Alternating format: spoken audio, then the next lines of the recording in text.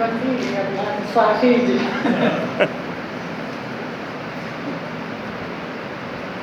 أعوذ بالله من الشيطان الرجيم بسم الله الرحمن الرحيم ټول راغلي مېلمنو ته مشرانو ته کشرانو ته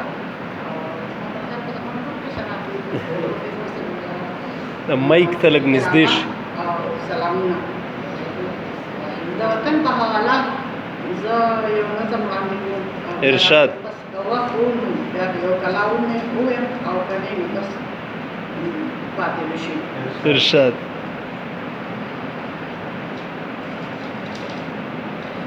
دا د وطن په حواله ستاسو ټول ناپوهانو سره ځکه چې موږ ټول د مختلفو پیشو سره تعلق لرو او د مختلفو پیشو سره موږ ډېره په اسانه او ډېره په خوشاله بدل کوو. ډېر په حالت سره دا دې هم شامل دي چې په چنارونو کې زمونږ لوپټې پرتې وي. په چنارونو کې زمونږ لوپټې پرتې وي، زمونږ د وروڼو دفترونو وینې سرې پرتې وي. زمونږ میندو په بچو پسې کاوا کې به وي، خویندې د وروڼو په پټکو پسې صحرا کې به وي. په دومره ځینو قربانو آزاد کې اصلونه او نسلونه کوو، هم د یو بل سره فتنې او نفرتونه کوو. ملګرو یو شی د وطن جامې شلېدلې وګنډئ، د دې وطن د دشمن سترګې په تا ستن وګنډئ. دې له د کوم ځای نه اقبال قائد اعظم پیدا کړو، د دې وطن په شا ظلمو کې څنګه نن پیدا کړو. دې له د کوم ځای نه رحمان حمزه خوشحال راولو، دې له د کوم ځای نه موږ مرد باکمال راولو. د دې وطن په اننګو کې سرخي څنګ پیدا کړو، را روان نسل له موږ څنګ رسمي سخن پیدا کړو. داسې به څوک وي چې په امن دا بړستن وګنډئ، د دې وطن د دشمن سترګې په تار ستن وګنډئ. مونږه نارې وه ورودونه بلاک کولې ښه شو، مونږه د سوال جولۍ اغیار ته غوړولې ښه شو. مونږه نارې وه ورودونه بلاک کولې ښه شو، مونږه د سوال جولۍ اغیار ته غوړولې ښه شو. زمونږ د کور عزت په کوک او په پیپسي جوړ دی، د هر یو کس سکون د دې په اګرمي جوړ دی. د اغیار کور ته ګټه ځي زمونږ نقصان کېږي، د پردو خپلونه په دې زمونږ خفګان کېږي. راځئ اوس یو شی د وطن په تار تن من وګنډئ، راځئ اوس یو شی د وطن په تار تن من وګنډئ، د دې وطن د دشمن سترګې په تار ستن وګنډئ. دې له د کوم ځای نه صدیق غوندې صادق پیدا کړو، دې له د کوم ځای نه صدیق غوندې صادق پیدا کړو، دې له د کوم ځای نه عثمان غوندې غني راولو. دې له به څنګه موږ چغه حیدري راولو، چا کې به څنګ موږ د عمر غوندې نري راولو. چې په کوڅو کې شپه روڼۍ داسې بنده پیدا کړو، دې له به څنګه موږ داسې خلیفه پیدا کړو. چې په کوڅو کې شپه روڼۍ داسې بنده پیدا کړو، دې له به څنګه موږ داسې خلیفه پیدا کړو.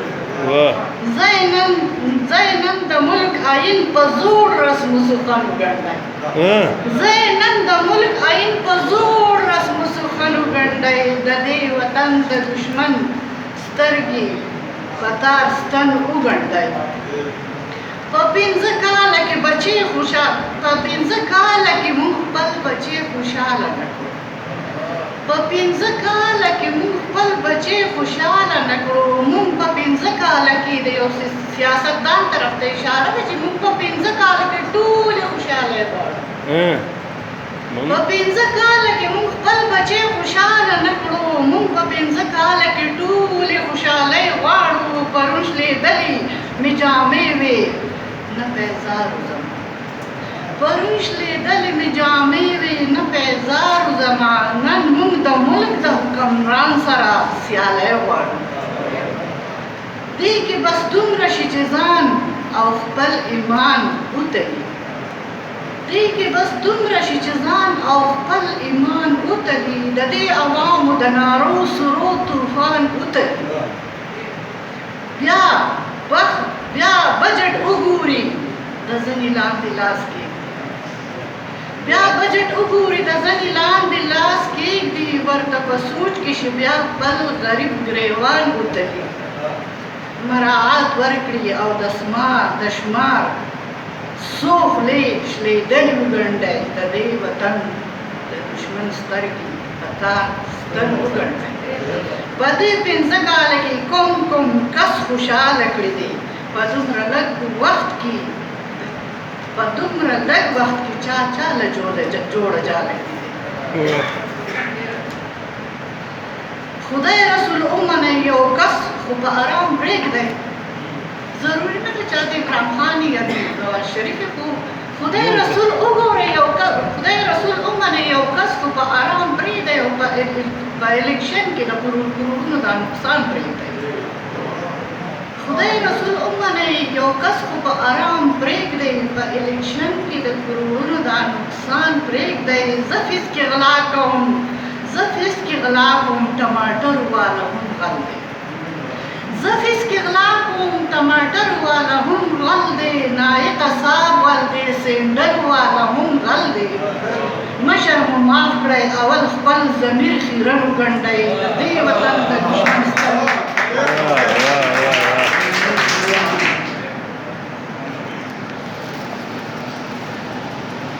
زما د قام بچي له غړ دي جامې نه پېژني زما د قام بچي له غړ دي جامې نه پېژني کور کې په ډېډي ممې اوسي بېبې نه پېژني زما د قام بچي له غړ دي جامې نه پېژني کور کې په ممې ډېډي اوسي بېبې نه پېژني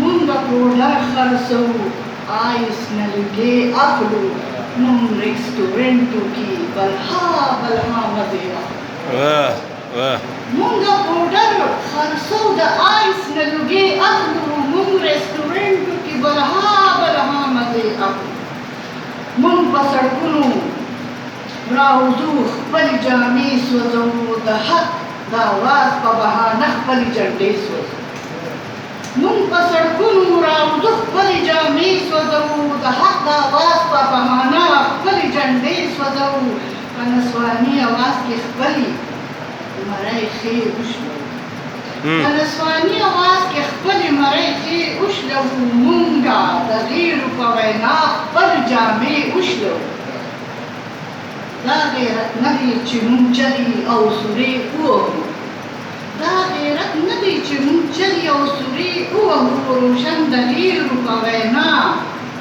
تیزې نارې دا غیرت نه دی چې مونږ چغې او سورې ووهو روشن د غیرو په وینا تیزې نارې ووهو مجاهدین شئ په شریکه خپل کفن وګنډئ مجاهدین شئ په شریکه خپل کفن وګنډئ د دې وطن د دشمن سترګې په تا سترګو واه ډېر ښکلی